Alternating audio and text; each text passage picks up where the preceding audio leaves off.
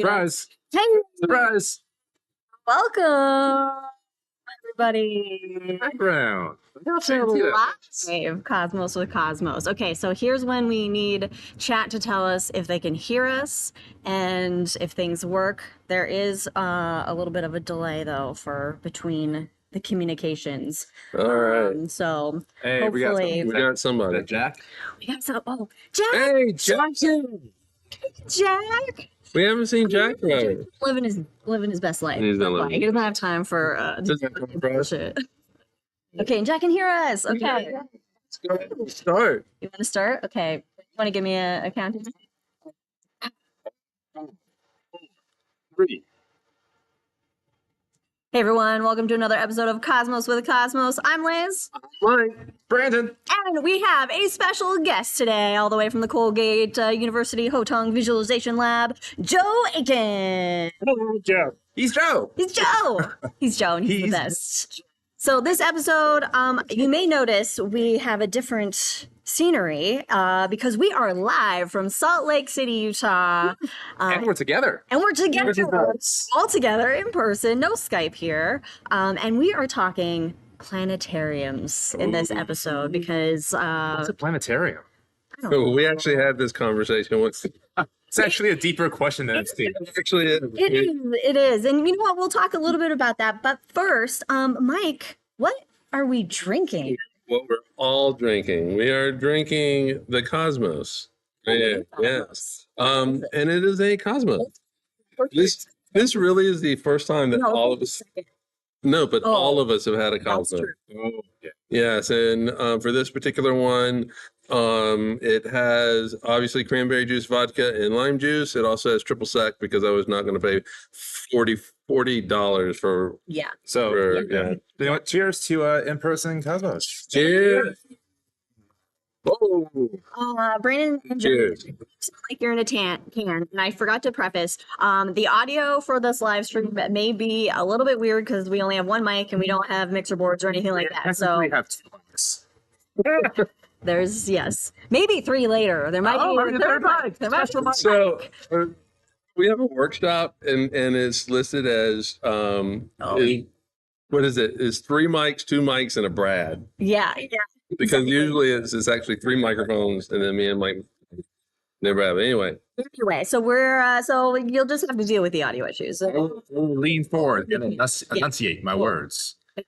Project Project for your diaphragm. from my diaphragm. Project. Anyway, of course, follow us on all the things. Twitter at Drinking Cosmos and Cosmos of Cosmos, everywhere else you get your podcast, or on YouTube, where you can see us live, of course. And we have every other Wednesdays. Check out The Shot with Cosmos, little shot-sized bits of astronomy coming at you. it's coming out this week. Coming out. The one just came out. Hey. The one is coming. I don't remember. Anyway, look at our YouTube or Spotify. You'll find it.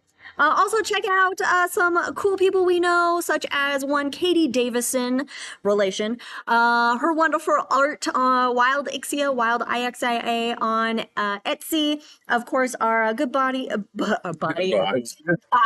It's got good body. Ron Proctor, MrProctorShow.com, and our good buddy Jack joining us live today in chat with the Rolling Bluffs Planetarium.com. So if you're in the Council Bluffs, Iowa area, you can Of course, Hotong. Let's talk about Hotong. if you are in the Hamilton, New York area, you can go over to Colgate University and check out the Hotong Visualization Lab, where they do some cool stuff. You could do live shows for the public in the community, right? We do?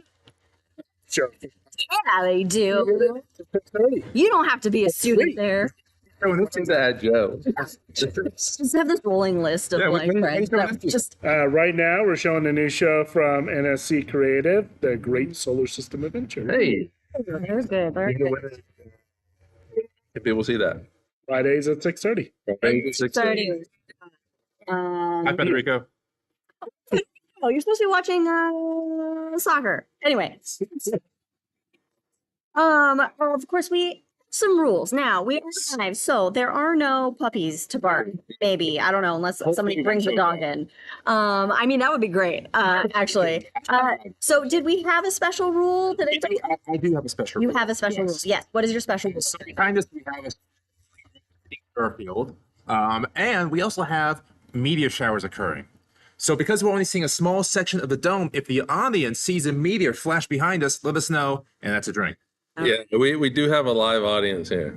Which is We actually crazy. do have a lot. Yes. It's like 3 people, you know? It's but of course, as always, if we make any Star Wars or Lord of the Rings references, take a drink for that as well. Starting now, those rules are in effect. But let's get on to the meat of things, because we actually do have a time limit in this episode. So We have 2 time limits. Each second that we take. True. I want to get to the story. know. It's like basically a shot, 3 shots in an episode. shots in an episode. All right, let's do it. We got to take a drink. Saw the meteor. Take a drink, everybody. By the way, Jack is drinking a blueberry hazelnut hot cocoa, and Jack, I missed your fancy drinks, Jack. Anyway, all right. Planetariums, or as I like to say, planetarium. I like to make it metal. Talk first. I'm gonna talk a little bit about the history of planetariums. Excellent. Okay. Now, in order to get there, Brandon, we have to go back in time. Which comes from where? Wayne's World. Wayne's World. I had forgotten recently where it came from. I just thought it was the natural thing everybody did when they go back in time. Is do that. It does make sense.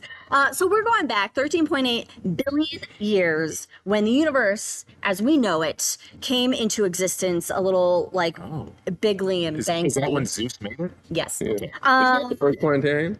This is the first planetarium. Oh, technically. That's right. Okay, because to understand planetariums, you first must create the universe. Boom. Little second. Look at the universe. I mean, yeah, that's like our own natural planetarium, going outside, looking at the stars at night. Yeah, I guess it is a simulation, so that makes sense for the software. Yes. We are embedded into the code. But here's the problem. When you go outside at night, right, and you look up, I mean, it's pretty fucking big. We can curse on the show, by the way. Just letting you know. So it's really big, and most people, when they're going outside at night and looking up, first of all, there's lots of light pollution, right? So most people in a city area, they're not seeing a whole 2.5 lot. billion years ago? No, now we're currently, yes. I mean, I am about 13.8 Yeah. billion years old. But, At this point. And so like teaching about the planetary, or teaching about the night sky, learning about the universe, hasn't necessarily been like an easy task for a good chunk of human history. All right. So we have to now go forward in time. I don't know what the word is.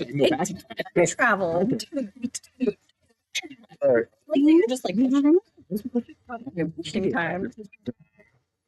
Okay, so here's an idea. Yes. All right. Oh yeah, and see, I knew that was going to be too close for my wild gesturing, my wild elbows. Okay, take the night sky, right? Okay, Got it. now shrink it down into a room, and then people come in and look at it. How's that sound? Well, Sound pretty cool? Okay, yeah. Now, random history nugget for everybody. In 1229, after the Fifth Crusade, Holy Roman Emperor Frederick II brought back a tent with scattered holes representing stars or planets that then was operated internally with a spinning table that rotated. So It was just, it's where all the air came. I was going to say, if they brought it back, where do you bring it back from? I don't know. I guess a crusade battle, maybe. I don't know. Or he just got bored in the fight and was like, let me just make. So, I mean, technically, you can consider that a planetarium in a sense, right? Pretty creative idea, I guess. But the actual planetarium came a little bit later. Kind of. In fact, there's another random history nugget that I found about planetariums. And I'm going to butcher this pronunciation. I'm sorry to all of the Netherlands people. The Icing Baby. Say it with confidence. Isinga Planetarium. It is the oldest still working planetarium in the world. It's in a province of the Netherlands with words I can't pronounce, so I'm not even going to try it. It was completed in 1781, and basically what it is, it's a mechanical ceiling orrery. Yeah, that's operated by like gears and Machine. and all this stuff. Machine. And yeah, it's kind of machine operated, a manual machine operated. And I discovered this, and I would love to talk more about it. And I'm definitely going to do a shot topic about this. So Cool. stay tuned for a shot on this planetarium. Anyway, the planetarium as we know it today. The first one opened in 1925 in Germany. So this is your traditional where you would go to see the stars. And it was opened and developed by Zeiss. Oh, nice. Yeah. What do you want to say, Joe? No, I'm saying it was the first projected. You could say projected. Projected planetarium, not a manual, not holes poked in a tent, but projected using this big, like, it looks like a monster kind of. It's actually, really this mechanical star ball that uses bulbs and it basically shoots light at a background at the ceiling. A plaster ceiling is what was used at first. And the planets traveled along overhead rails powered by electric motors. 180 stars were projected by electric bulbs. Who's gonna break in? No, I was just going to load it up on my phone. It's not. It's not gonna show. It's I know. And pictures, they blow out. embedding pictures, but I was like, I don't have time. That's okay. I don't have time. I don't have time for this. Now in the U.S., the first planetarium that opened was the Adler Planetarium in Beantown. So known for you as Beantown. Beantown, because of the because of the bean. Because of the Big bean. shiny Even bean. Boston is technically Beantown, right? Yeah. Yeah, but I like to call Chicago Beantown, and I don't care if they like it or not. It's what I call it. Now, of course, over the years, technologies got better. You would get like a double star ball to do both halves of the sky, which is really cool. And that advanced to like video technology and computers that Brandon will kind of touch on a little bit in a moment. And then you had so Zeiss was the first to make like the projected planetarium, but other companies came into being like Godo in Japan, and the first digital planetarium was created by Evans and Sutherland in 1983. No planetarium stories yet though. 1983, the first digital planetarium. Yay, was Jerry that? Panic. Huh? Yay. Where was that? In Salt Lake City, Right here. Utah. Yeah. Yes, right here where we are. You're right. Where we are sitting, the Hansen Planetarium, the Hansen Dome. First. The first, they made the. Oh, did you Went know there what? in 2005. It was my first conference to go to. I wasn't in there. I wasn't in That there. wasn't Dallas. No. Science Museum of. Starts with a V. Virginia? Oh, Virginia. There you go. They would It's have. a person outside of Utah. I can't keep track of Digital the versus conferences. digital. Nice. It's star one, and I Ooh. think that same year. It might be 83. I could be totally wrong now. Okay. The year. We'll go with it. It's 1983. 80s were a good time for digital planetariums. Now, I got most of this information from planetariums100.org because it's been 100 years since the opening of the first planetarium as we know it. Woo! Also, did you know I found this, a worldwide planetarium database. I did not know about this at all. I found online, and so you could go on, it and you can like see where all the planetariums are in the world and like what system they're using and all this great stuff. road trip. To visit all the planetariums. Life goals, #bucket list. So currently there are over 4,000 planetariums worldwide, which is a lot. I didn't think there was that many. I have a quick question. So we know roughly we can average out the size of these planetariums. How many Skittles does it take to fill up every planetarium? Mike has some Skittles. Well, I should have done that. I should have done that. different sizes. Well, you gotta do average. Yeah. Average it out. Oh, Jack barked apparently. I'm not paying attention to Jack. Well, I'll drink to Jack bark. The dog Jack, not human Jack. Also taking whenever Liv spills on himself as well. That's true. Yeah, Jack can bark when he wants to at home. Okay. This is a bird's eye overview of the history of planetariums, mainly because we have more important things that we want to get to talk about. But before we get there, Mike is going to talk about kind of the uses of a planetarium, because you think that, planetariums are just for stars, but they can be used for I also want to point out very longly. there's nothing more important than history. There's nothing more. We have to learn from history. No, physics is more important. Physics can't exist without history. History can exist without physics, though. Actually, You need to have physics make the universe before you can start doing the history thing. Anyway. Okay, planetarium sport. Go, take it away. Tag. You're Well, all right. So let me preface this by I'm talking about the modern planetarium. I'm talking about the digital planetarium. So because if a planetarium has a star ball, you really are kind of limited to the stars and where the planets are. Very dim lights. So I have always felt, and when I was at a previous place of employment, an institution, I would love to tell anybody that will listen that the modern planetarium, the digital planetariums really are all about telling the story of the universe. And of course, the first thing that we think of when we think of planetariums, obviously, is the astronomy aspect of it all, which is fair. It's been 100 years, all that kind of stuff. And that was the purpose of planetariums. However, the story of the universe is bigger than that. And so if you are at a science center, of course, you want to bring in the story of geology, the story of chemistry. And if you want to expand it, basically the physical sciences, so biology, which all kind of tie into astronomy if you want to have that tie-in all the time.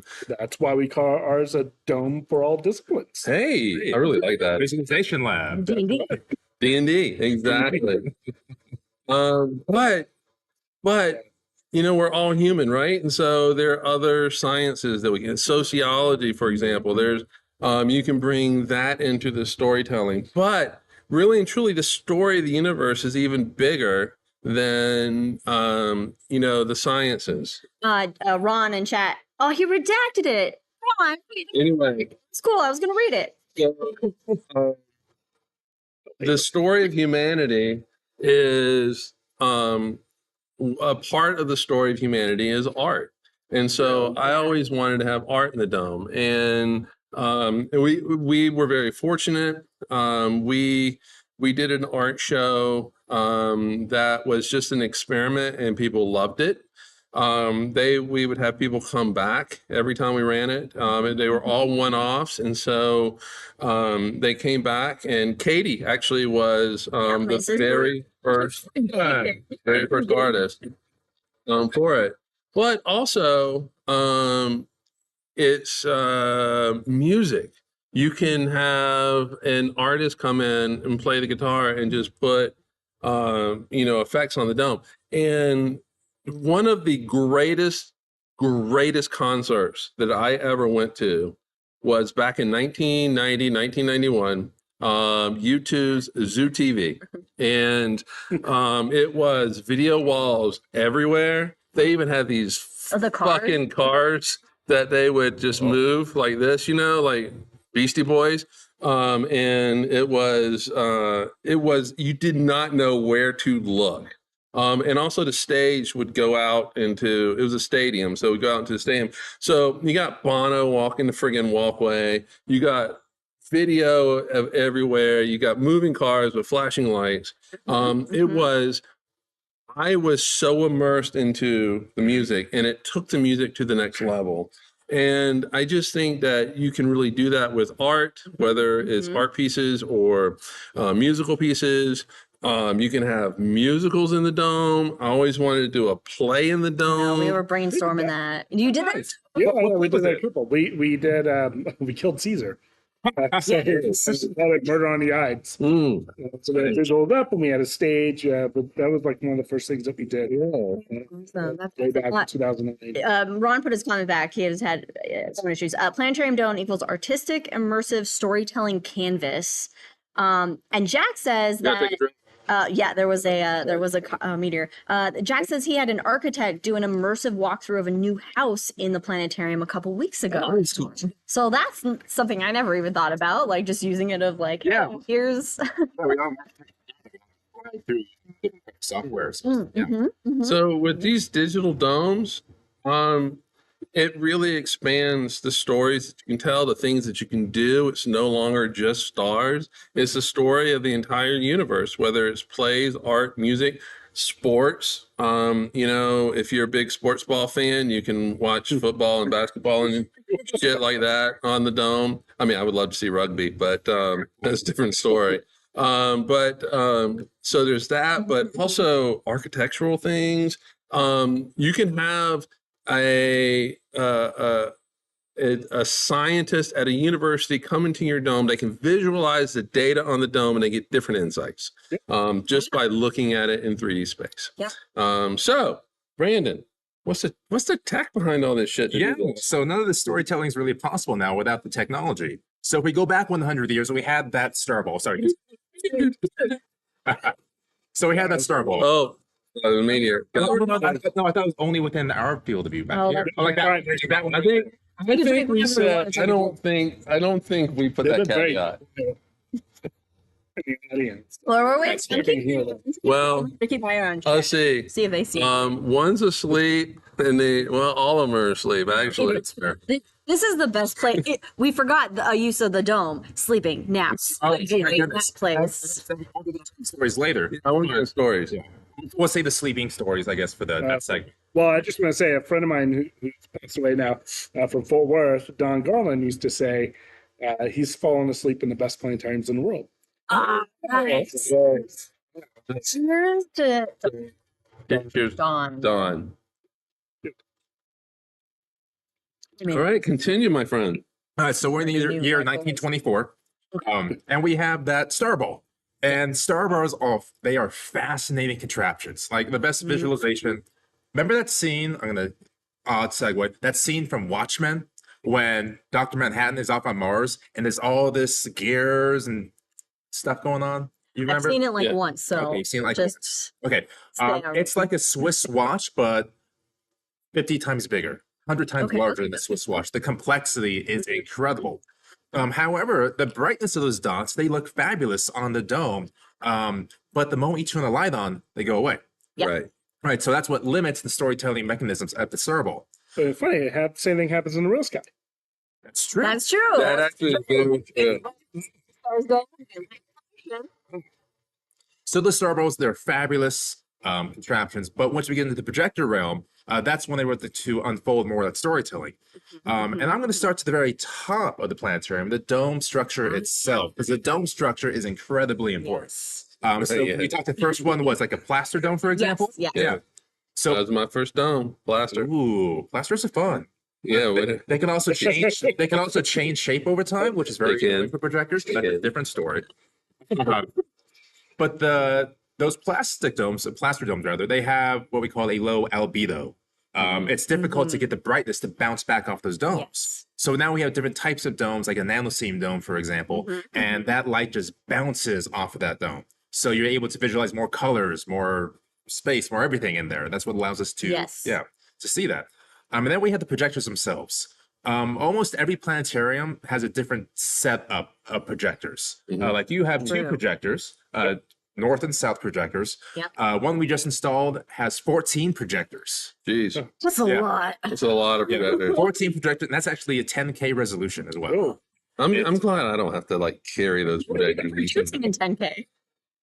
Yeah, let me tell you, putting 14 projectors together is tough. Yeah. They heavy. They're not small. So those types of projectors, they will impact the brightness of the dome, the blackness of the dome as well. So the problem we have in domes is when you shine the light, because it's a sphere and not a flat image, that light will bounce back onto other parts of the dome. And it's called what? Cross bounce. Crossbar. Hey, look at You pass. Thank you. And so that cross bounce, if you kind of look behind us right now, we have lights directly looking directly at us. So that black, it's kind of washed out because we have light on it. But in this dome, we'll get to that in a moment. If you take those lights away, we don't have cross bounce. So it's just pure black. And so that's when stars are able to absolutely pop when they have the right contrast level. And from there, depending what projectors you have, what type of dome you have, how clean your dome is as well. That's important. Keep it clean. Keep it clean, folks. So, for example, if you do have a dome, don't spray Windex on it and wipe it off. No, Please don't somebody do this. did that. That's a planetarium story that shall stay unnamed. Yes. No. Name. Yeah. So at that point, after the projectors, we had a video path that goes back to the computers themselves, the hardware that drives it all. Of course, every year, every iteration of the software you're using, shout out to Digistar here, of course, it's going to need higher and higher computing powers. Right. Which is like normal technology anyway, because absolutely. your basic gaming computer, for example, you know, it's like you got to those new video cards are coming out every year. You can't play the newest Warhammer Space Marines 2 on a Dell computer from 1998. It's just not going to work. It didn't work at all. And that kind of leads us to the software as well. There's a variety of softwares out there. The free one, for example, is like Stellarium. You can download that on your own personal computer and play around. That's kind of fun to do. We, of course, are quite big Digistar fans out here. Yeah, I mean, true. Yeah. But I don't ever use it. No, you never use it? Never used it in my life. And so like Digistar, for example, could take in other programs using like JavaScript or Adobe, things like that, to tell those stories of the stars or the universe or arts or architecture, whatever we like. So with that, that was extremely high level. Yeah. But yeah, so we can use that software, use the hardware, the projectors that tell the stories we want. Take a drink. Take a drink. I did see it go by. You saw it go by. Also, the Dirty Dome, according to Ron, also known as the Planetarium. Oh, Dirty you want to get. Well, it's funny because the pornography industry typically drives technology, but not in this case. There may or may not have been something. The Germans. Yes. Germans. Oh, I got a story about that. The story can go every time. Oh, no, yeah, we can't, but hold on. I have a question because I asked you guys this last night. Okay. I want to ask Do I Joe. remember? Well, I don't know. We did have a few drinks last night. All right. So, Joe, first planetarium experience. Where were you? How old were Oh you? my gosh. Good question. Because While you think about it, do you want me to tell you mine? yes. Okay. Worse. So I was about 8 years old, and I grew up in South Carolina, in Columbia, South Carolina, basically in that area. And I remember a school field trip to the Gibbs Planetarium in Columbia, South Carolina. No longer there. Rest in peace. No longer there. Oh my God. I was so heartbroken this summer when it was there. We went to he wanted to show it to me and it wasn't there. It was parking lot and his heart was broken. He was so upset. Which I'm sure we'll get to. All right. So I remember, thank you, exactly where I sat. I can remember the base of the speakers. It was a plaster dome, so the speakers were actually in the space with you. And big ass Minolta MS-10 star projector that was in the middle of the room. And then I don't know how many years later I actually ended up working there. It was my first planetarium I worked at. No. So, and I can still smell the grease of the slip. Yeah, so that was my first one. Yeah. Liz, what was your first planetarium memory? First time you visited the planetarium. First time I visited a planet. Okay, because I remember. So my first planetarium memory of seeing a planet of like going past the planetarium was on a field trip to the Exploratorium in San Francisco, and we went to the Exploratorium and we walked by and it said planetarium, and I was very upset because we were not scheduled to go to a planetarium show, and I remember being visibly upset. And then many years later, when I was living in Phoenix, Arizona, the Titanic exhibit was at Arizona Science Center. And I'm a huge Titanic nerd. And so I went, and to get into the exhibit, we had to walk by the Dorrance Planetarium. And I was like, oh my God, there's a planetarium here. I'm going to finally go to a planetarium. And so then a few months later, I went to the Dorrance Planetarium, and none other than the infamous Mike George gave the planetarium show. It was Arizona Skies. No, it was Cosmic Coasters with the sky portion. After But there's more to this story. Yeah. Okay, so it was like, it was me, my ex-husband, and my sister, and 2 other people that were in the audience. So there was like 5 people in the audience for the show on some like random afternoon in December or whatever. And so he's talking about night sky, and so it's winter time, so the Pleiades is up, and so he asked, does anybody drive a Subaru? And apparently nobody ever responds to this. Nobody. But my ex-husband drove a Subaru STI, and so he was like, I do. And so, And I was like, you're the only one. He's like, you're the only one. Responded. That's all we have. The Subarus. Yeah, that's all what we Yeah, have the Subaru. now in Oregon. Yeah, or here, the Subaru. I remember them. I remember exactly where they sat. So then it was like several months later that I saw a position open up at the Arizona Science Center, and I was getting my teaching degree. So I was like, I want to get some public speaking experience, and I applied. And so I went into my interview, and then he remembered that show when I started talking about it. And he was like, oh my gosh, I totally remember you guys. So that was my first true planetarium show, which then I ended up working in a planetarium from it. So Yeah. So, of course, I also grew up in Phoenix, Arizona. Not also, but I grew up in the Phoenix, Arizona area. And we, of course, go on field trips to the Science Museum, which included the Dorrance Planetarium. So I'm connected to everyone. So there's about, so I was probably there in like either 2000, probably 1999 to 2000, around that time frame was my first planetarium show. There was about a 76% chance that Mike George. It's a very specific number. 76% chance. And I would have been maybe 10, 11 years old. Yeah, so first show for Mike George, probably. Awesome. Right? what are the? I married him. I mean, geez. And I officiate the thing. We're all connected. True fellowship. Joe. Well, I did not go to the Dorrance Planetarium. I did not give this show to Joe. And I didn't marry you, so almost. But I did go to your wedding virtually. You did. Liz and I did.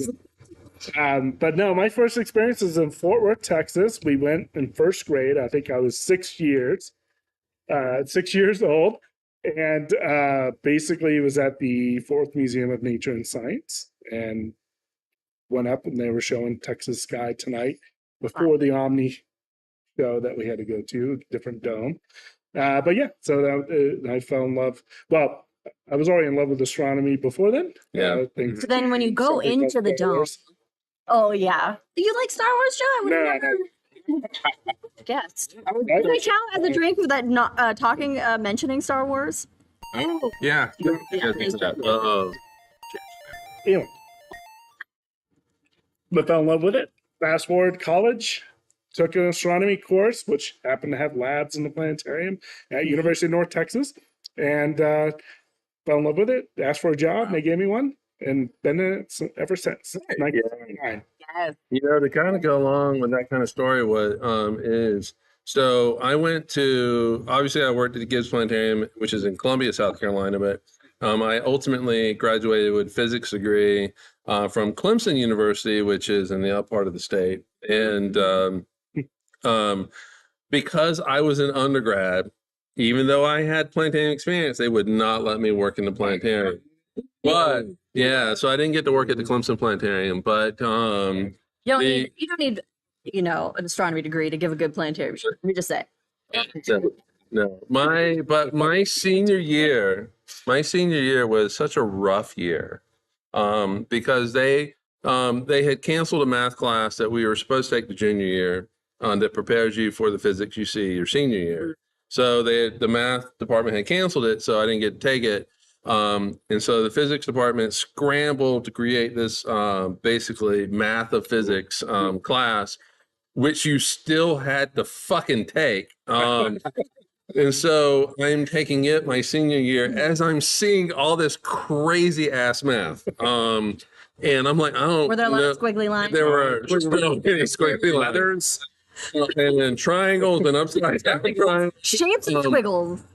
But anyway, so I was like, I graduated and I was like, I need a break. But my goal ultimately was I really wanted to either work at CERN or the one that's in Illinois. The Collider. the big collider, Fermilab. I wanted to work at either Fermilab or at CERN over in Europe, but I just needed a break. But I really remembered fondly my time in the planetarium, and I was like, okay. I'd gone out to Phoenix. It was in the wintertime, and I was like, Phoenix is a nice place. It doesn't get hot there. That's how we get you. Yeah. So actually, I called up the Phoenix Chamber of Commerce, and I was like, "Do you guys have a planetarium?" No, but we're building one, and so I called up and talked to my mentor, Ryan Wyatt, and he taught me. Yeah, he taught me everything. He made me fall in love with Digistar. He made me fall in love with show production. And I just never left. And so obviously I will never work in CERN, but I get to talk about like the Higgs boson and stuff like that. Go ahead. I was just going to read a couple from chat. Federico says his first experience was during high school in Padua in the mid 90s. 2006, he was an operator. Oh, neat. Ron Proctor, he grew up in Ogden, just north of Salt Lake, and his first planetarium experience was at the old Hanson Planetarium in the early 80s. He did work there, and he loved exploring the old exhibits upstairs. Jack says his first was the Grout Museum and Planetarium with their Spitz Nova 3. And then my sister, she thinks her first time was in elementary school for a field trip. They went to Chabot in Oakland. Oh, nice. And she doesn't remember what show, but she remembers that she loved it. And my mom's first experience was watching her daughter do a show. Oh, I was my mom's first planetarium experience. Oh. I remember talking to your mom.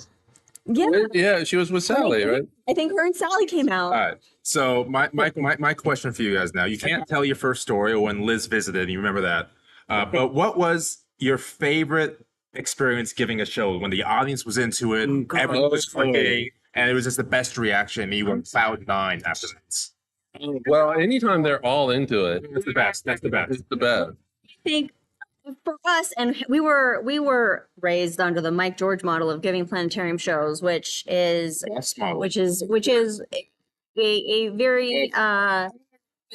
very important feature of this model is that live component, and having a presenter that is there, even if it's what's called a playback show, which is like a movie in the dome, right? A movie that plays, having that live component in there so that you bring that interactiveness in, and so the audience isn't just having a good nap in the planetarium, but you can engage with them. And so anytime that you are doing that and you're in front of them, or however your planetarium is set up and wherever you have to be stationed for that, but getting them asking you questions. Like my favorite thing was during Arizona Skies, and when no one reacts, it's fine. You give the show to yourself and you do what you want to do, right? But when people are asking questions, then the show, becomes what their questions are. So it's like, let's think about this.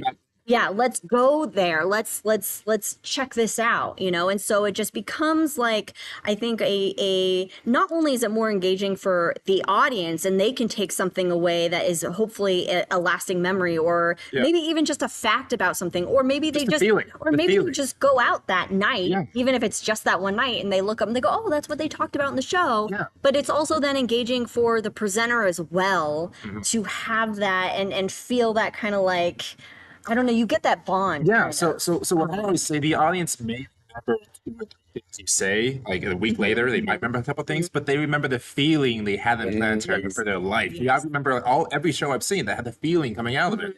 but I don't always remember what the hell they were talking about. Yeah. But I remember how I felt afterwards, how Right. whether inspired I Right. was or what have you. So that is extremely important. Joe, how about you, man? Well, yeah, no, I agree with all those statements. And we always kept our live portion. So when I took over, well, we started the Colgate, the Planetarium at Colgate, that was the one thing. They had no idea what we wanted to do. I was like, well, we'll have full-time movies, but after each show, we'll Yeah. do a live. Yeah. Yes, absolutely. That's what we do. And so that we kept that tradition. And I think the best experience, at least at Colgate, having kids when they leave, hearing them talk about their Yes. experience. Yeah. And I had a couple of kids a couple of years ago say, "Oh, I want to live here." You know, so we had Yeah, I always love the kids coming up afterwards and asking questions. That was always the best part. You get down on their level, particularly the little kids. Adults, when they ask Well, questions after a show, if they're coming up to you as they're leaving, and go, oh, Yep. Speaking about adults coming in, I remember I was doing Arizona Sky Show, I don't know what it was. And at the end of it, we had this little vignettes here show, like a voyage of discovery. You go take a quick tour of the universe, for example, with music in the background, and you narrate it, you get into it. And at the end of it, a family came down with their grandma, the great grandma, and she's, frail, like the lady from Titanic coming in. And- 4 years. yeah. And she goes, this was my first planetarium I've been to in like 92 years, something like that. And she says, I cried.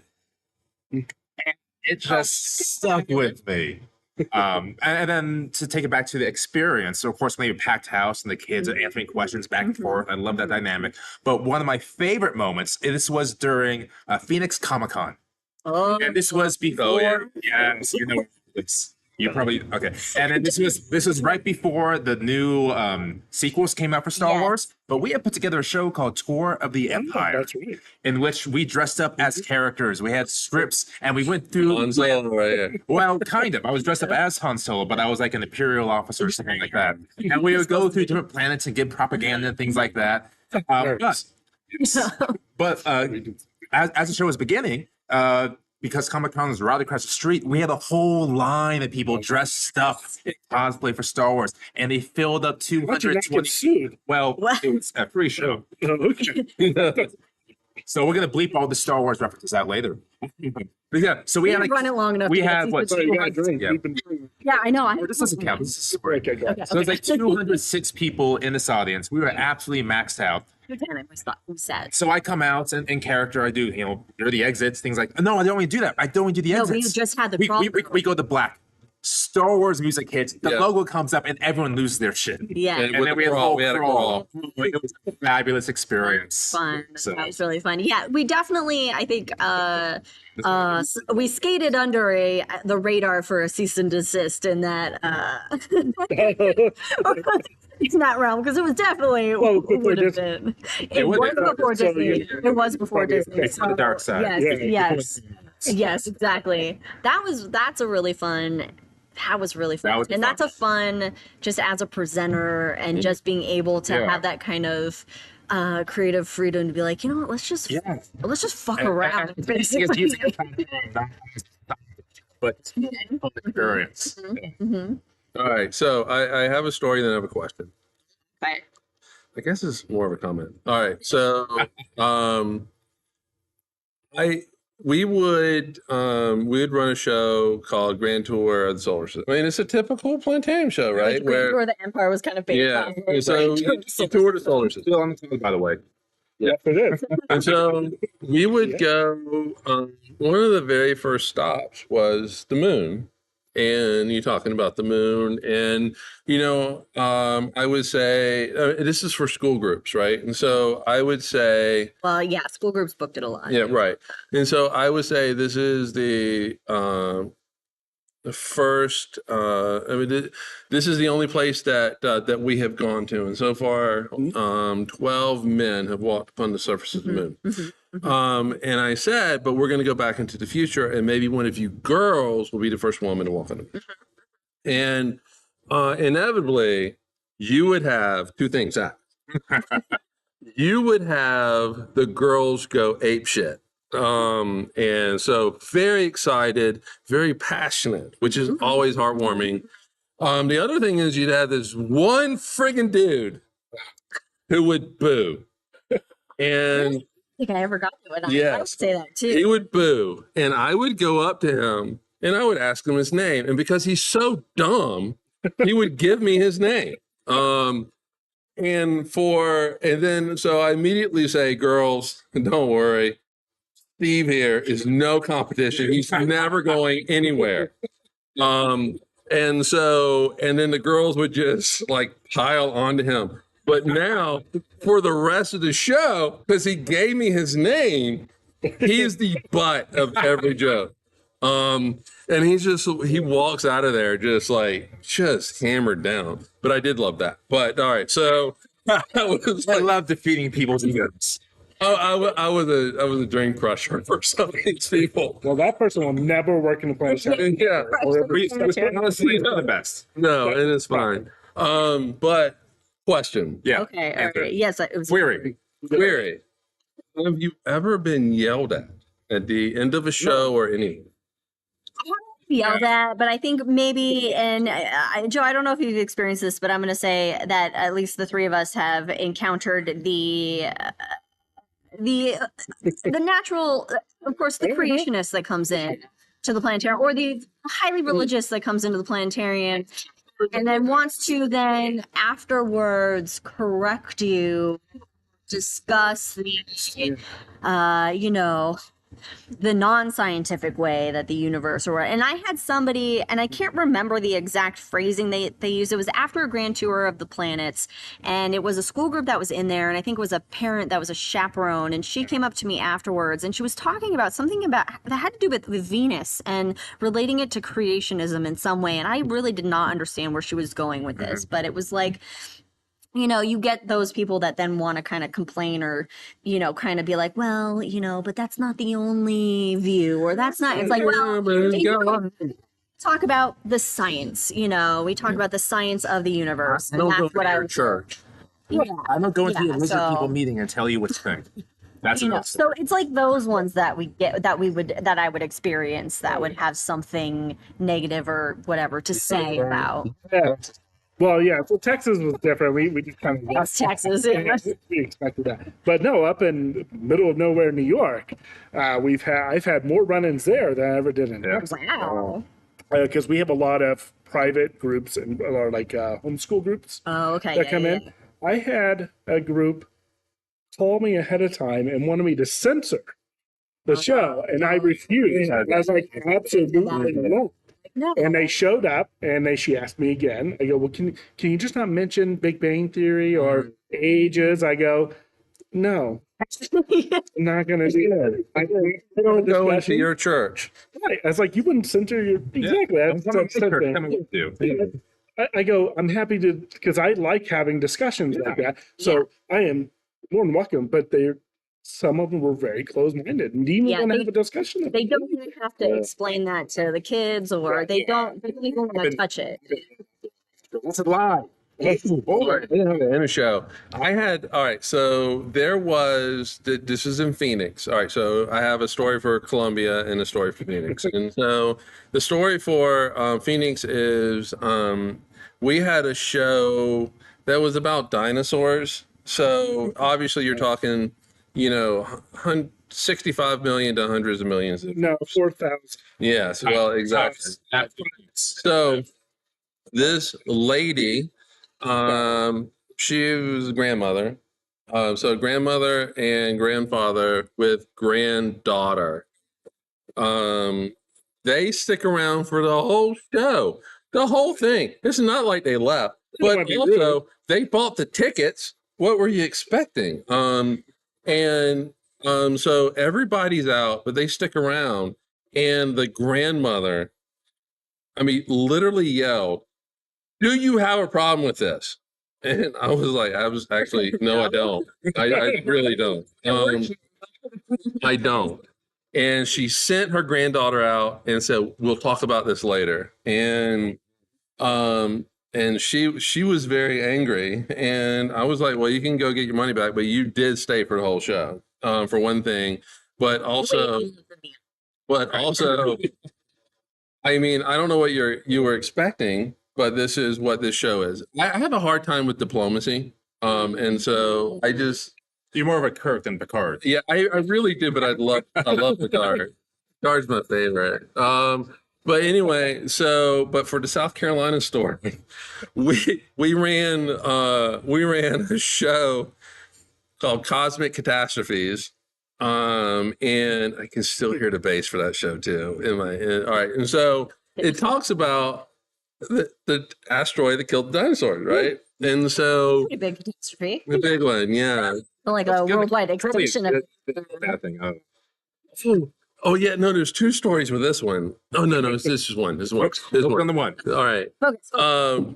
So everybody stays for the show, obviously, again. And this lady comes out and she goes, "That's not how the dinosaurs died." and I just went, because I knew what was coming. But I had to ask. You gotta know. You gotta know. I'm like, so I'm like, all right, how did they die? And she goes, the flood. And I was like, Yes. like Noah's flood?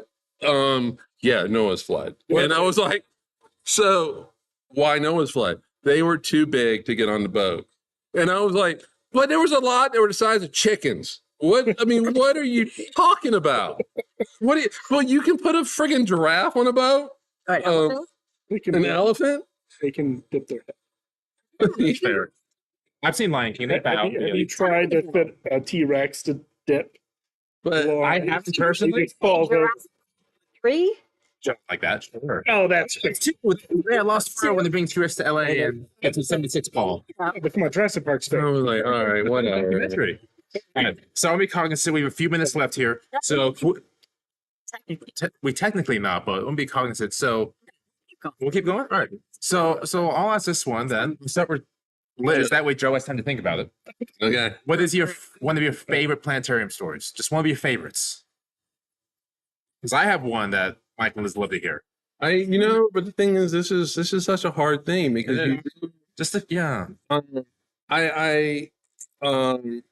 Well, okay. How about I lead off and you can Hold on. Okay, I'll just do two quick ones that aren't even like a story, but this one was just an embarrassing story on my own part. Is when I was there's we see it's not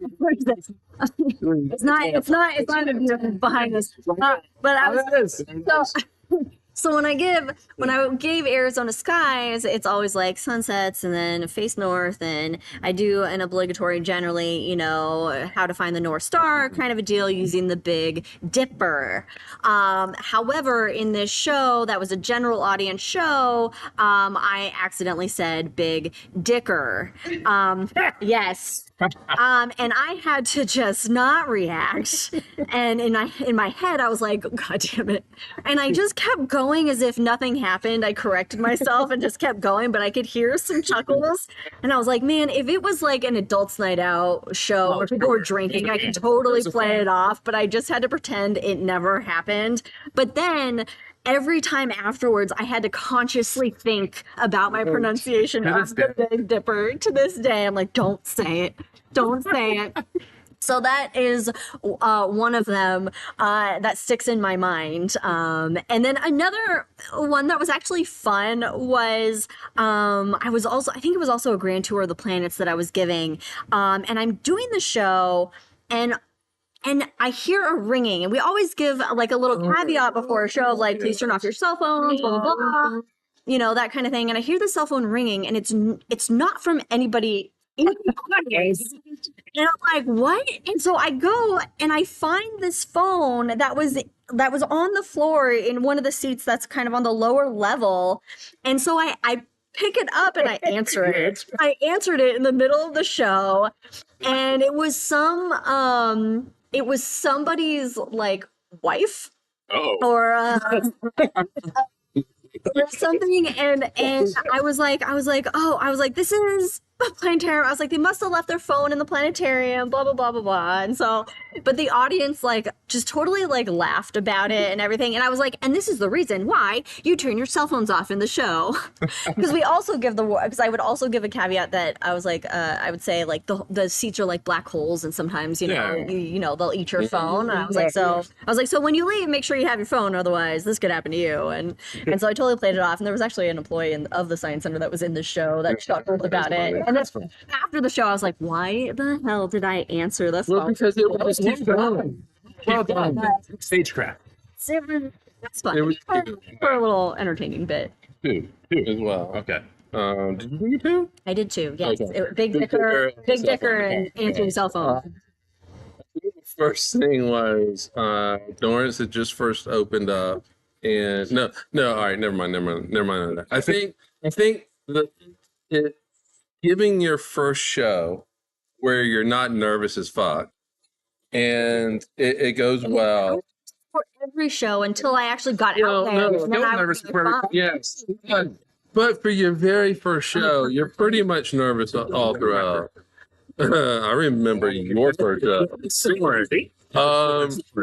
So if you don't tell that story, we will tell that story. Anyway, so given that show, but also because I love actually producing content, seeing something you make for the very first time on the Dome, it is. I think it goes beyond just gratifying, and it is. I don't want to say a religious experience, but that's the only word, because it's not like seeing an eclipse, but you're seeing something that you created, and then you see it on the Dome, but also eventually it is in a show and you see somebody's reaction to it. Yeah. Mm-hmm. And it is a drug that is. Yeah. That's how I felt for Art 360 when and I mean it really is a put it in the vein. Put it in the vein. I'm gonna mainline this. It is yeah. So Joe? Well, I think I have a couple, but the moment that I knew well, giving my first show, I was completely nervous, by the way. Yeah. That was at University of North Texas, and I forgot it was a Girl Scout group. Just real quick, this is a memorable one, but not my favorite, of course. You didn't say Big Dicker, did you? I did not, but I stuttered through it. Had so many odds and ahs, of course. But during the show, we did Cowboy Astronomer. Okay. I forgot to turn because we had to start 2, complete with the Skyscan rack and stuff. And we had a little line, a video doubler, where I forgot to push the power button. So all the video pieces never showed up. And I forgot to engage Digistar. So now the Digistar showed up. So about 14 minutes in, I go, Did you walk out? No. No. I mean, I just didn't realize it. I kind of looked up. I was like, what do I do? I mean, you do start the show and then you kind of just start. Yeah. I was like, sorry, I need to restart. And they're like, what's happening? I'm going to interject on that real fast because as a presenter, the audience, they don't kind of know like what you go through as a presenter. And so, I mean, when Brandon and I were presenters, we had an iPad that we could control kind of everything off of or whatever that had different features so that we could be in front of the audience and have that level of engagement rather than being like the voice of God from above or whatever.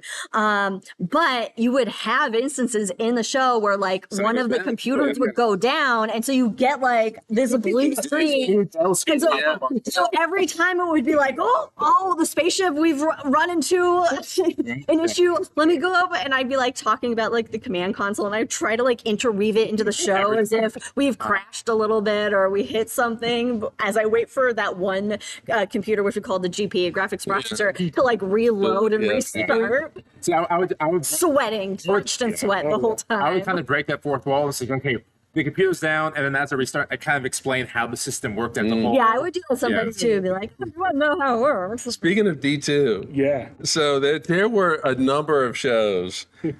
sadly on my part, in Phoenix, we had a Digistar 2, and where the clamshell was up. Oh, So yeah. there, all right. So Oh. in the Digistar 2, you have the lens, but to protect the lens, generally you have a lens cover, and it's a clamshell. Yeah, But yeah, exactly. We've all been there. And so but if you I would don't forget. yeah. I would forget to open the lens cover, and it's like, oh my god, there should be stars. Why did it? Oh, and then you open it up, but then it's the big reveal. Yeah. and so it like so everybody's like, Yeah, you don't realize you made a mistake. Well, I was just gonna say my actual favorite presentation I gave was actually the first time at Colgate, because it was the very first planetarium that I got to call my own. Yeah. Because previous 2 planetariums I was a student, and then I had a boss, a director, and I was kind of a producer at the second planetarium in Arlington. So I never had ownership, even though my blood was all over that place. Right. Yeah. Because Know how that is. that's not Figured it. yeah. But at Colgate, I could call, like, it was all my own programming, and still there today, creating everything from scratch, and just calling. That was probably my favorite. That's good. That's the good feeling. Yes. All right. Let me get some chat in here. So Ron at the end of the show, he says that he would always say, please leave your valuables under your seat next to your right.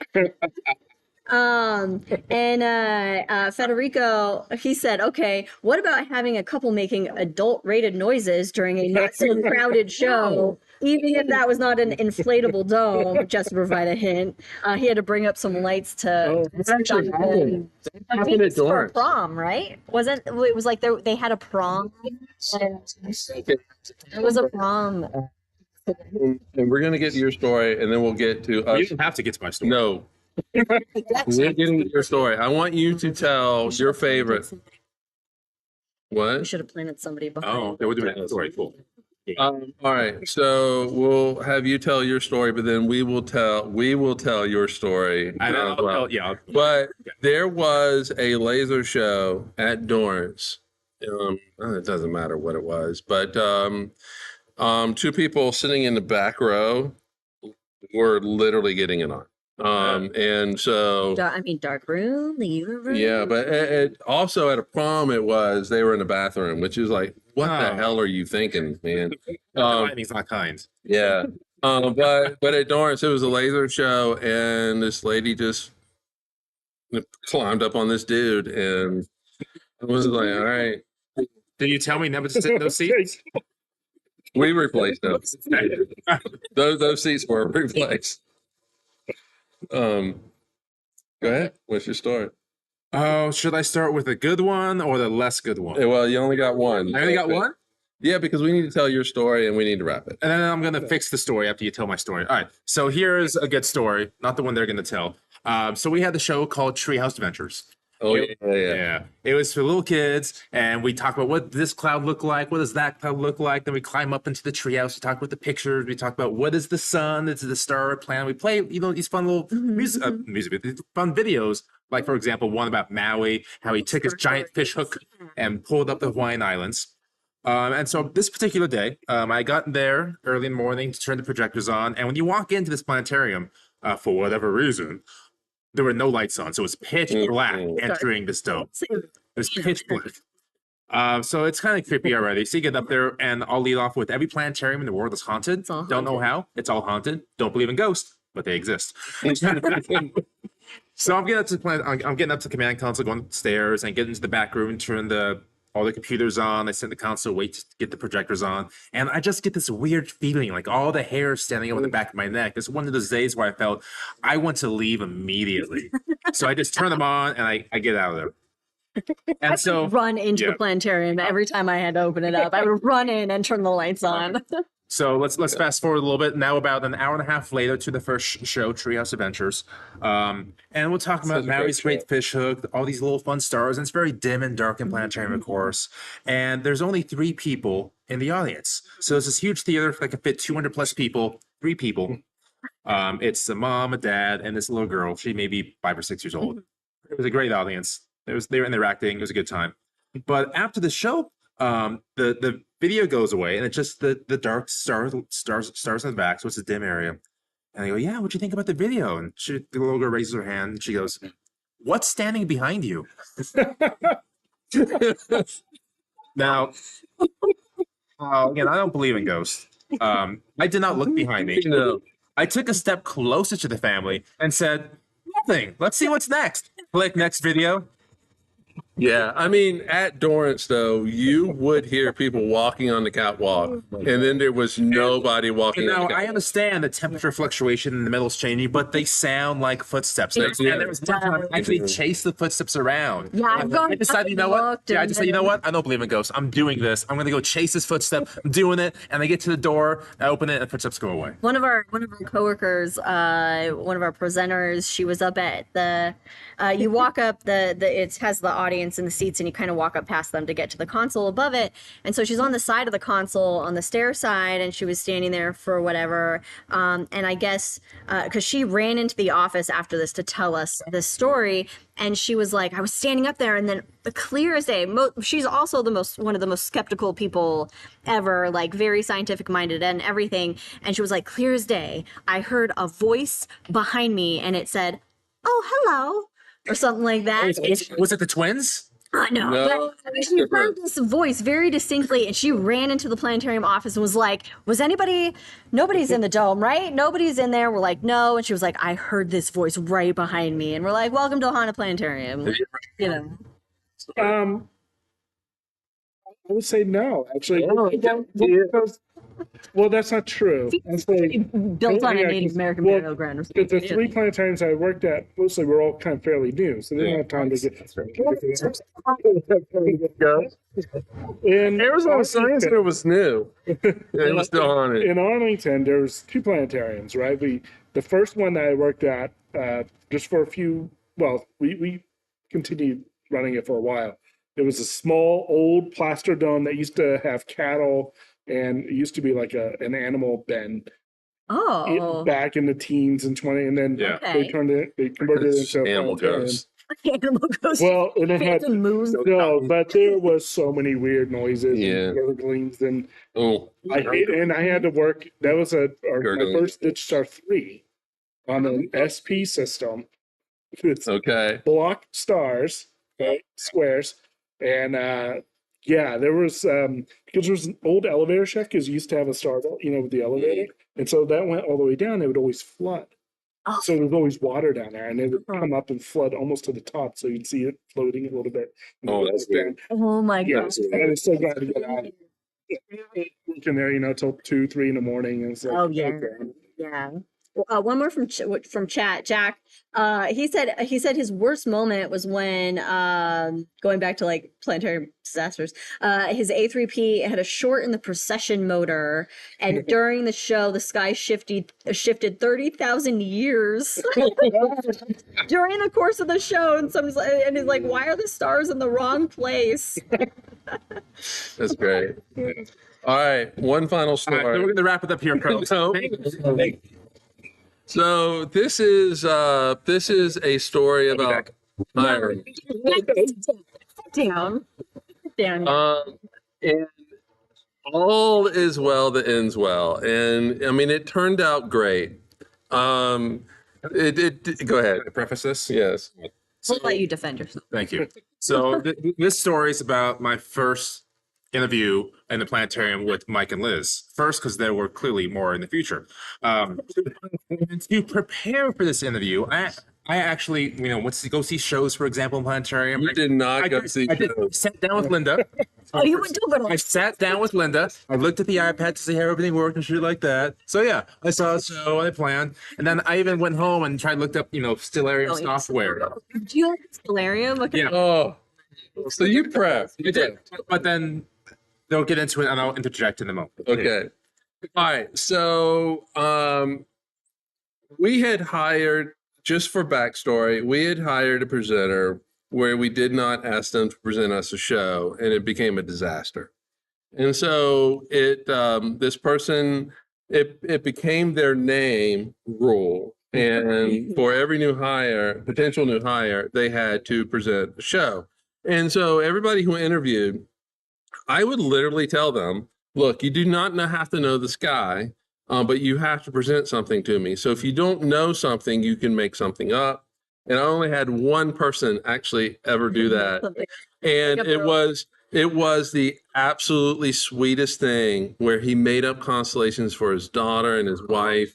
It was really sweet. And so it was really hard to tell him he didn't get that. But everybody else actually took the time to, look at the sky and prepare and all that kind of stuff. And so I'll take your word that you prepared for it. Now, I remember going out to the Phoenix sky and doing a little star show to myself there. Yeah. It's not. So here's what happened. Again, you'll get to that in a moment. So here's what happened. I know the Phoenix sky. There's like 6 stars in a helicopter. I get into the planetarium and they out with a spotlight. And Mike and Liz, they walk away to let me get oriented with the sky. They turn the sky on, and again, used to the 6 stars in a helicopter. I look up and see all these stars I've never seen before in my life. I go, what fucking direction am I facing? What is going on here? I'm instantly lost. I instantly lost. So don't continue. And so, he tells us this. I mean, all right, so we're like, okay, we got the stars on. You do not have to worry about actually bringing stuff up. I will actually do that because I'll sit with an iPad and I'll do this for you. And really the goal is to see how people give shows because there's presentation style. Because really and truly, there is no greater pressure than having to do it on your interview. And so you really get an experience for this. And so Brandon goes in, he looks at the sky, whatever he does for 5 minutes. And so Liz and I are talking about Brandon and about the interview that just happened. And so we did give him his 5 minutes. We go in there and we go, are you ready? And it's basically like a no, but okay. This sounds yeah. And so Brandon starts to give this show, and he is so lost. And rough. And he is holding these papers. Yeah, he had a script. He had a script that was completely written out. And basically it got cut. It got cut short. He got so flustered that he actually just threw the script up into the air. And it was at this point, audience, I knew I was not getting this done. So I actually literally pick up the script. I mean, it really was hey, look, you don't write out the script because you get lost. You get lost.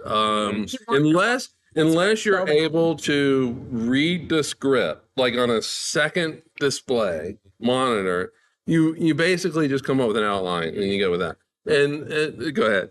I was so looking forward to this specific job in the planetarium. Like this was the dream job for me at 2021. This is what I wanted. And so in the moment when you're failing completely and your dreams are falling apart in front of you, this is what I felt. And I know this isn't working. I'm going to Yeah. I mean, Mike and I, we were like, do we give him a second chance? But then to be fair, we would have to give the other interviewees a second chance as well because we felt it wouldn't be fair. But long story short, a year later, luckily, the person we hired instead of Brandon left, and Brandon got his second chance. It was actually. All right, so we knew the position was coming open. First of all, really and truly, the hardest person I've ever told that they will not get the job is Brandon. Really? I do. I knew for a fact I was going to. I went upstairs to where he was, and it basically was like, I think you know. But a year later, person did leave, and we go up there, and we're like, go see a show. Go see a show.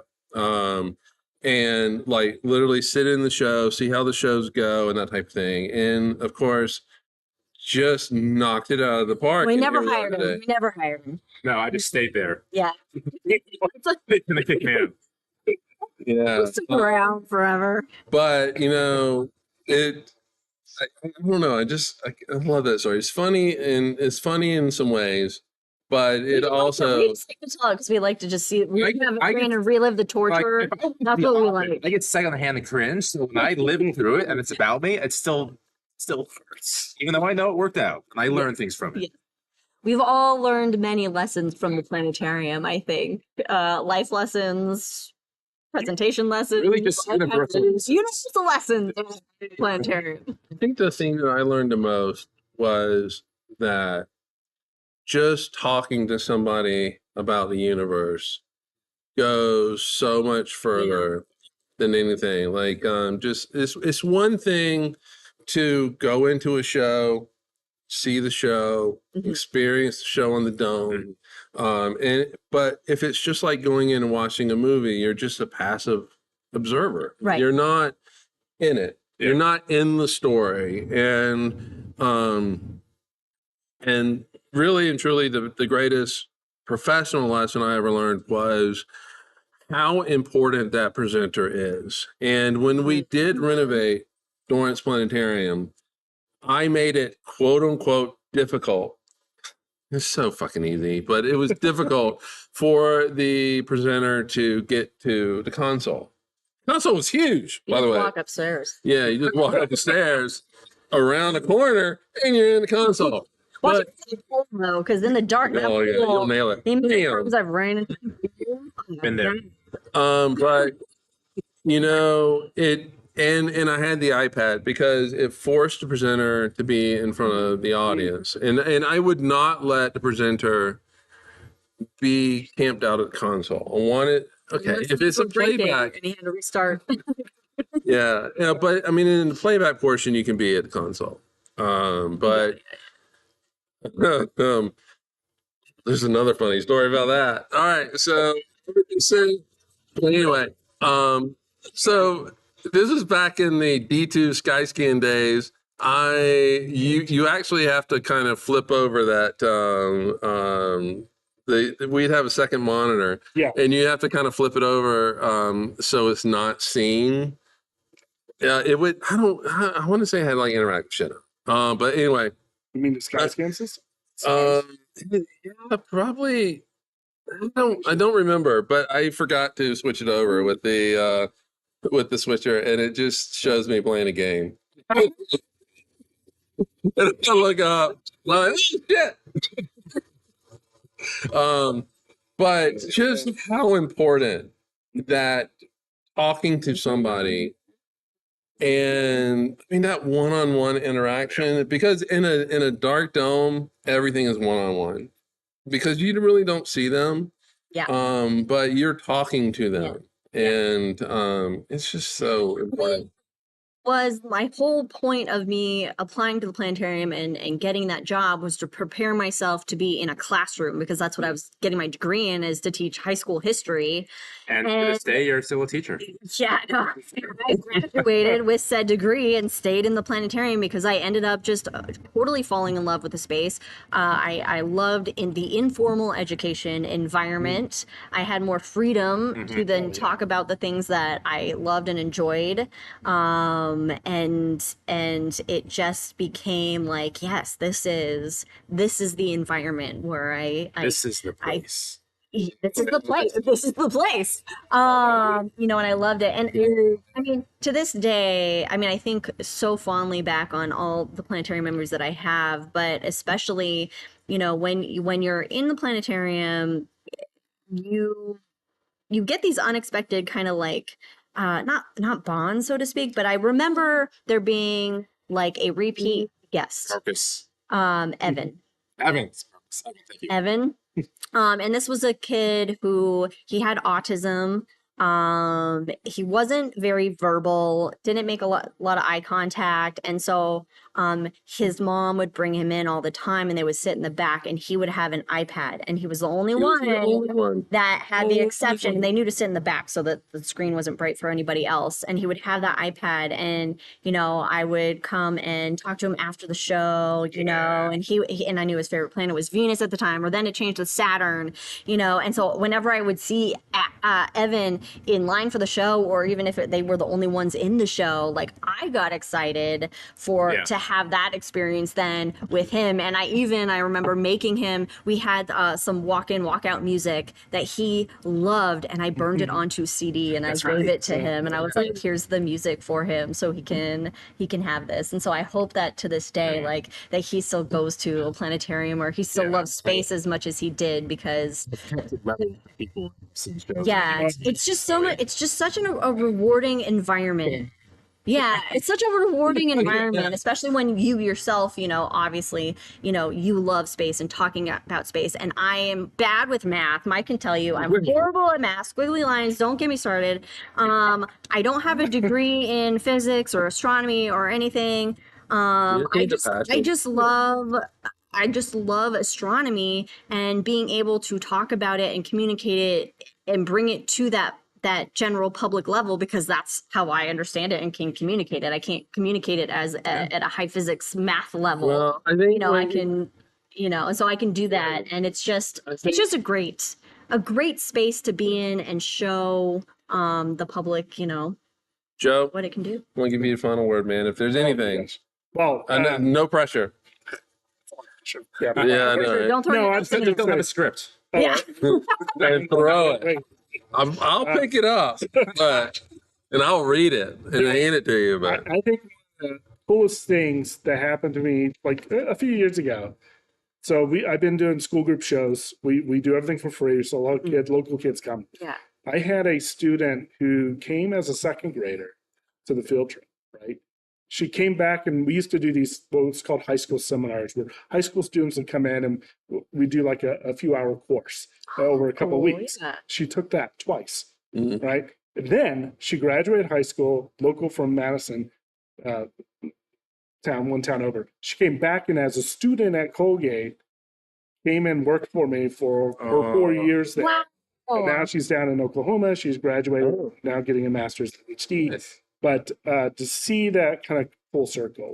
Yeah. And then for the first time, one of my former students who graduated in 2011 is now teaching in the planetarium as a visiting faculty member. oh, nice. And that's, I don't know if that makes me feel old. Don't think about Right. It's but it's just seeing that impact, and like especially Mike, he really loves being in the planetarium. Now he's teaching a full course inside the planetarium. Love that. Yeah. All right, guys. We got to call it a day. There's going to be no hangover in this episode, but Thank God no. visit your local planetarium. Yeah. Please visit your local planetarium. And if you happen to be in the Hamilton area in New York, definitely. Was it like 4 hours from New York City? It's 4 hours from everything. It is 4 hours. Please go to Hotong, which is at Colgate, and we have been there, and great planetarium. Joe's a great guy. Let him give you a tour of the universe, but more importantly, please visit your local planetariums, wherever that local planetarium is, and fall in love with the night. And, go talk to the planetarium people. They love telling you everything about the universe. And we're passionate about it. We really are. And everything from creating the stuff that you see to the stories that we tell. The universe is an amazing place. And it doesn't just have to be astronomy shows that you see in the planetarium. It's everything from art to plays, to music, to sports. All of that is a story of humanity, and you can find that right into your domes. So please go visit your local planetariums. Go to, if you're in Council Bluffs, go to Jack's Planetarium. If you're in Colgate, in Hamilton, go to Colgate and go to Joe's Planetarium. You get a planetarium. You get a planetarium. And we are fortunate enough, he will not come on here, but the IPS president is right over there. He's coming. Special ending guest thoughts. Michael McConnell. Are you in? Yeah, he's in. All right. Definitely. There he is. It was Mike, delayed. I tried to bring him over earlier, but he was like, we're not going to do it. But obviously, I mean, he has a lot of thoughts on it, and definitely go see planetariums all around the world, right? 4,000 planetariums around the world. Yeah, and we're growing, and the storytellers and the people who are doing all of this amazing work in domes around the world, like they're being empowered. But the last couple of years, like we've come out of a worldwide epidemic and all of that, and at the heart of it has been we work better together. Yes. And we are better when we collaborate, and we believe in that kind of future. And so it's wonderful to be able to see, this next week now with the Digital Users Group and everybody being here in that spirit of collaboration. It's what we live for. Yeah. I mean, I have said this many times, and it's specifically about the Digistar users, but it is really about all planetarians around the world, whatever, that we are some of the most passionate and creative people that you will ever meet. And in all seriousness, and we are more than happy. We love to share stuff, not only the stories of the universe, but the content that we make. And yeah, so Joe, thank you for joining us. Michael, thank you for and of course for you, thank you for joining us. And again, go see your local planetarium, and actually also Astronomy Club, because they're passionate as well. You can go out and look through telescopes and have very enthusiastic people tell you what you're looking at. Yeah. That's a great resource. And thanks to the live audience as well that was here. Yeah. If you have not registered to vote, register to vote. Also, if you're going to vote for one particular candidate that I don't like, don't vote. I think we all know who that is at this point in the whole thing. And we'll see you in 2 weeks for, what month is next? High in the Sky? It's going to be High in the Sky for November. I don't even know where we're at anymore. Cheers, everybody. Bye. I'm ending it. Hey.